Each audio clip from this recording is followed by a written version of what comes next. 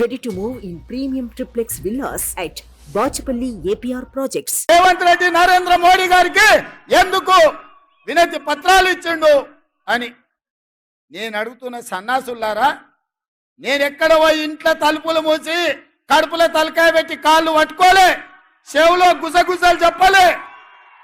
బాజాప్తా ప్రధానమంత్రిగా ఈ రాష్ట్రానికి వస్తే ముఖ్యమంత్రిగా నా బాధ్యతను నెరవేర్చిన అతిథి మన ఇంటికి వచ్చినప్పుడు మర్యాద ఇవ్వడం మన సంస్కారం అని నేను విశ్వసించిన, నమ్మిన. మర్యాద ఇవ్వడం మన బలహీనత కాదు. మర్యాద ఇవ్వడం వల్ల మన గౌరవం పెరుగుతుంది. దేశ ప్రధానమంత్రికి గౌరవం ఇచ్చినాం, మన సమస్యల్ని ఏకరువు పెట్టినాం. రేపు ఒకవేళ భారతీయ జనతా పార్టీ మనం అడిగిన నిధులు ఇవ్వకపోయినా, మనం అడిగిన అనుమతులు ఇవ్వకపోయినా చాకి రేవు పెట్టి చిరిగేదాకా ఉతికే బాధ్యత నేను తీసుకుంటా. నరేంద్ర మోడీ తెలంగాణ అభివృద్ధిలో మనకు సహకరించకపోతే తెలంగాణ రాష్ట్రమే కాదు, దేశంలో అన్ని రాష్ట్రాలు తిరిగి నరేంద్ర మోడీకి వ్యతిరేకంగా నిలబడి కొట్లాడతా అని చెప్పి నేను ఈ వేదిక మీద నుంచి మాటిస్తున్న మిత్రులారా. మన మంచితనం చేతగానితనం కాదు, మన మర్యాద మన ప్రాంతానికి మేలు జరగాలనేది.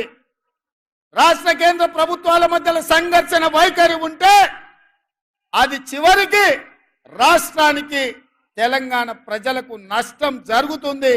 సంఘర్షణ వైఖరి ప్రభుత్వాల మధ్యలో ఉండొద్దు అన్న ఆలోచనతోని తెలంగాణ రాష్ట్ర ప్రభుత్వం తరఫున భారత ప్రభుత్వానికి వినతి పత్రాలు ఇచ్చినాం.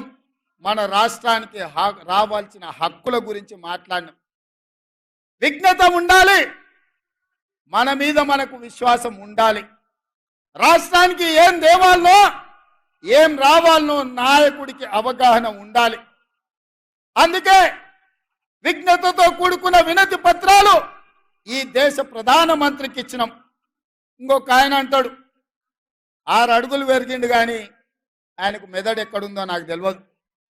గాయలు ఎన్నడో చెప్పిన దూలం లెక్క పెరిగిండు కానీ దూడకున్న బుద్ధి లేదని. ఇవాళ హరీష్ రావు మాట్లాడుతున్నాడు, మీరు అందరు చూసారు. వచ్చేటప్పుడు జర ఆలస్యమైంది, ట్రాఫిక్ జామ్ అయింది.